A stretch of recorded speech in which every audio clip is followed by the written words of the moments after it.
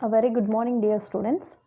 In this video, I am going to continue with the topic, that is properties of d block elements. So we are discussing about properties of d block elements. What are d block elements? The elements which are containing the outermost electron in its d orbital, those are considered as d block elements. Okay. In last video, we have seen about the few important properties of d block elements, that is, first one, electronic configuration, next change in atomic size, variable oxidation state, along with that and few other properties we have seen in last video. Now I am continuing with the same properties. Here I am going to explain about another important general property of d block element, that is magnetic property or magnetic behavior. If you see this magnetic property, most of the transition elements or the compounds of transition elements are said to be paramagnetic in nature. Okay, most of the transition element, remember, all d block elements are not transition elements, but all transition elements are compulsorily d block elements. Okay, such transition elements and their compounds are always said to be paramagnetic in nature. Okay, the compounds or the ions have unpaired electrons which are attracted towards the external magnetic field. When we can say a compound or an atom or ion is to be paramagnetic, if any compound or ion, okay, in any compound or ion, if it has unpaired electron, the compound or ion must have unpaired electron. This is mandatory condition for paramagnetic behavior. An atom or ion or the compound which has unpaired electron, which is attracted towards the magnetic field. If you kept that compound or ion in an external magnetic field, if that particular ion or the compound containing unpaired electron is attracted towards the external magnetic field, then those type of compounds are known as paramagnetic in nature. So most of the transition elements or ions or the compounds formed by them are containing unpaired electrons. They are easily attracted towards the magnetic field. That's why they are considered as paramagnetic. Okay, the mandatory condition for paramagnetic behavior is to contain unpaired electron. Okay, so such unpaired electron containing elements can easily attracted towards the external magnetic field. Those are said to be paramagnetic compounds. Okay, see, when we can say a compound as diamagnetic, if any compound is repelled, okay, any compound or ion which is repelled towards magnetic field, then those are known as diamagnetic. Why they are repelled towards the magnetic field? Due to containing paired electrons. Okay, there is no unpaired electron. Because of containing all the paired electrons, they are repelled by the external magnetic field, so that they are known as diamagnetic compound. Okay, there are two types, mainly three types, that is diamagnetic, paramagnetic and ferromagnetic, but here we are discussing about only two types. If unpaired electrons are there, then those are said to be paramagnetic. If all electrons are paired together, then they are said to be diamagnetic in nature. Okay, now we'll see another point related to this. Most of the transition elements and their compounds exhibit paramagnetic behavior. Why they are showing paramagnetic behavior? Because most of the transition elements are containing one or more unpaired electrons, so that they are highly attracted by the magnetic field. Then we can say them as paramagnetic. So most of the transition elements and their compounds exhibit paramagnetic behavior. This is due to the presence of one or more unpaired electrons. Okay. Now magnetic properties of metal or metal ions can be calculated by its magnetic momentum. Okay, magnetic property of any metal or metal ion. Magnetic property of metal or metal ion can be calculated by its magnetic moment. Okay, we can easily calculate their magnetic properties by using magnetic moment. In case of transition elements, okay, in case of transition element, magnetic moment can be calculated by using spin only magnetic moment or spin magnetic moment. Okay, so usually magnetic properties can be calculated by using magnetic moment. If it is in the case of transition element, such magnetic moment can be calculated by spin magnetic moment. This spin magnetic moment is indicated by the symbol mu or mu s. Okay, spin magnetic moment is indicated by mu or mu s. That means here it is calculated by using spin only formula. So magnetic moment of transition element can be calculated by using spin only formula. So that spin only formula is given, that is mu equals to square root of n into n plus 2. Here mu is nothing but spin only formula or spin magnetic moment. What is meant by n? N indicates always number of unpaired electrons. I already told you, for a molecule or an atom or the element which is said to have paramagnetic behavior, they compulsorily containing unpaired electron. Okay, such number of unpaired electrons can be indicated by n. Here n is nothing but number of unpaired electron. What does mu indicates? That is spin only formula or spin magnetic momentum. Remember, once the number of unpaired electrons increases, automatically the mu value also increases. That is directly proportional. So magnetic moment or spin only formula of any compound is directly proportional to number of electrons, that is indicated by n. And some d block elements may also shows diamagnetic behavior. Why they are showing diamagnetic behavior? Due to the absence of unpaired electrons. Okay, if unpaired electrons are present, then they are said to be paramagnetic.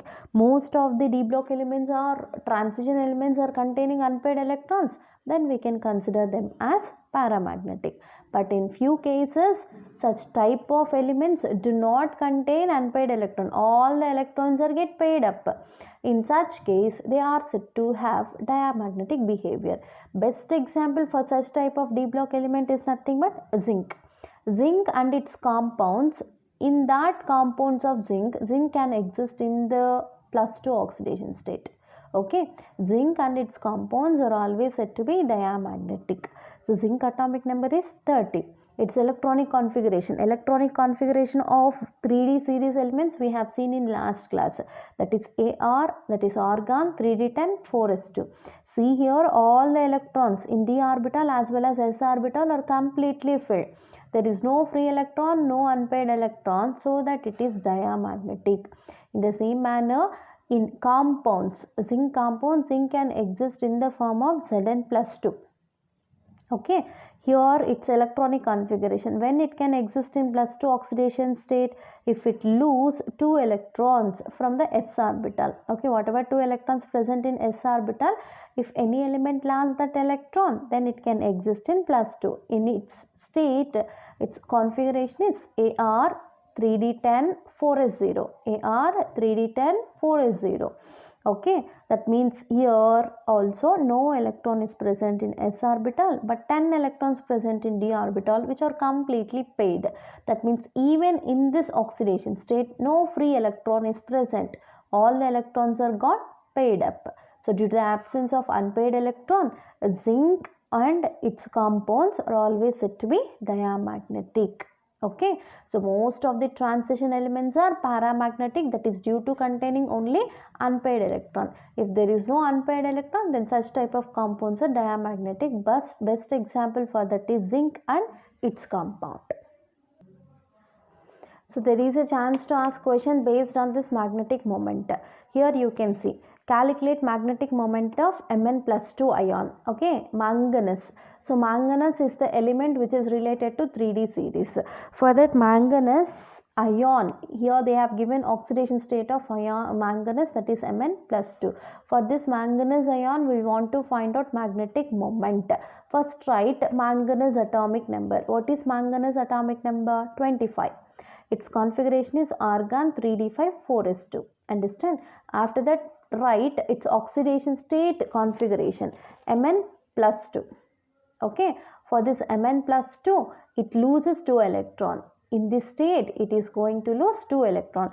So it lost those 2 electron from the s orbital. Then in its condition, its configuration is Ar 3d5 4s0.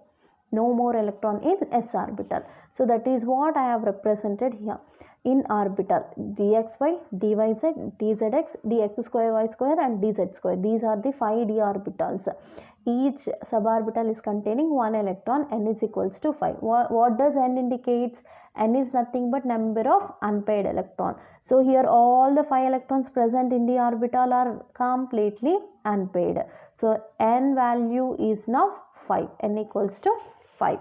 Now use this formula to calculate magnetic moment, that is mu equals to square root of n into n plus 2.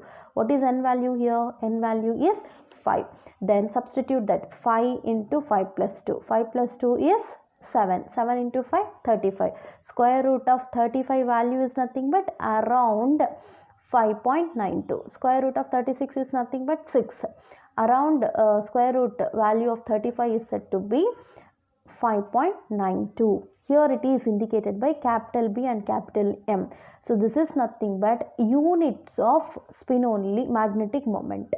Okay, here magnetic moment is 5.92. So that units are Bohr magnetons. BOHR MAGNOTONS. Bohr magnetons indicated by capital B, capital M. Remember, units are also very important. So to calculate magnetic momentum, we can use a formula, that is mu equals to square root of n into n plus 2. N is nothing but here number of unpaired electrons. Okay, units for magnetic moment is nothing but Bohr magnetons. Whenever n value increases, automatically mu value also gets increases. Here one more question for you. See, calculate magnetic moment of divalent ion whose atomic number is 27. Here they didn't mention any atom or ion. So here they have given divalent ion. What does divalent indicates? Containing +2 oxidation state. Whose atomic number is 27. We don't know that atom. You just write M. Okay. So for that atom, it is in divalent, that is +2 oxidation state. Its atomic number is nothing but 27. So with 27 atomic number, its electronic configuration is Ar 3d7 4s2. Okay, so for ion which is with 27 atomic, for an atom which is with 27 atomic number, its configuration is 3d7 4s2. Now that 27 atomic number containing element exists in +2 oxidation state. Now write electronic configuration for +2. That means it is losing these 2 electrons. Then its configuration Ar 3d7 4s0. No more electron in S. In its divalent state, that is +2 oxidation state, it is said to be just 3d7. Now write this 3d7 configuration by using orbital 1, 2, 3, 4, 5. 1, 2, 3, 4, 5, 6, 7. Totally 7 electrons are present. In that, only these 3 are unpaired, which are single electrons. Then N value is 3. Substitute that N value in the spin only formula. To calculate magnetic momentum, the formula what we are using is nothing but mu, that is equals to square root of n into n plus 2. Okay, what is N value? That is 3. That is square root of 3 into 3 plus 2. 3 plus 2 is nothing but 5. 5 into 3, that is 15. Square root of 15 value. Okay. So square root of 15 value can give this mu value. So if you do the square root value of 15, you will get around 3.98 something. Okay, mu value will be 3.98 something. So that is the, because square root of 14 is nothing but 16 is nothing but 4. Okay, so 15 value will be around 3.98. So even in this manner, there is a chance to ask question. Calculate magnetic moment of divalent ion whose atomic number is 27. If you know atomic number, you can able to write electronic configuration. But remember, they are not asking magnetic momentum for the atom. They have asked to calculate in divalent ion, that means +2. That means you need to remove 2 electrons from the s orbital, then write its electronic configuration, find out N value, and easily you can get the mu value, that is magnetic moment. Okay, so related to this related questions related to this topic we'll see in next video, and this is about the magnetic moment, which is said to be the most important property of transition elements and d block elements. So most of the transition elements are said to be paramagnetic because they are containing at least one or more unpaired electrons. Thank you.